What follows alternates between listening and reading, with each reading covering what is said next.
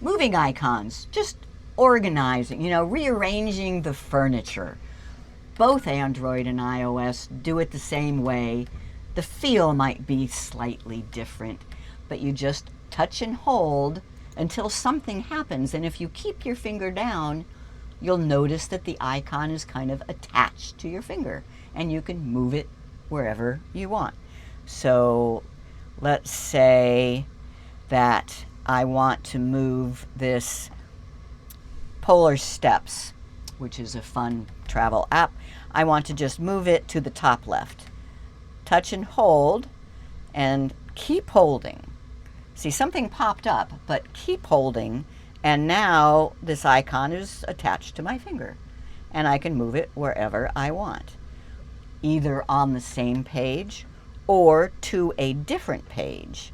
To a different page, what you do, you just bump up against the edge, and if you keep holding down, it will move over to the next page over.